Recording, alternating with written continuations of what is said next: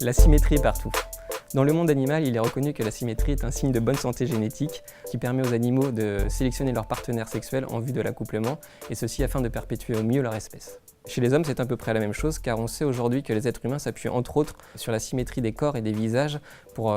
déterminer de manière inconsciente leurs choix et leurs préférences dans leurs partenaires. Ce fort attrait, voire cette fascination pour la symétrie a toujours existé chez l'homme, et il est clairement établi et on peut constater que l'homme a toujours eu cette volonté farouche de créer et de s'approprier de la symétrie,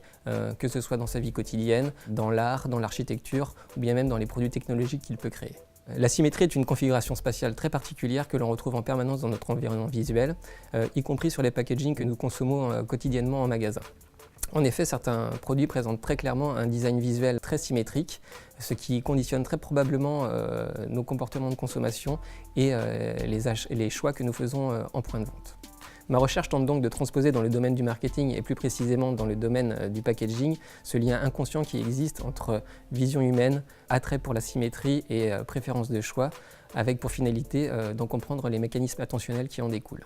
L'objectif de ma thèse est donc de déterminer à l'aide d'un système eye tracking si le niveau de symétrie présent sur des packagings de consommation courante tels que des packagings de jus d'orange, des packagings de biscuits ou bien des tablettes de chocolat a une influence sur le parcours visuel des consommateurs, l'intention globale qu'ils portent au packaging et leur comportement de consommation. En d'autres termes, ma recherche a pour objectif de déterminer si la disposition plus ou moins symétrique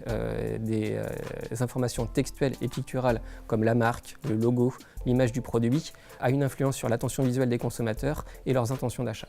Mes résultats permettent donc d'améliorer l'impact des supports de communication marketing de manière générale et plus précisément des packaging en identifiant les zones les plus attractives, ceci afin que le message des annonceurs puisse bénéficier de la meilleure attention visuelle possible auprès des consommateurs.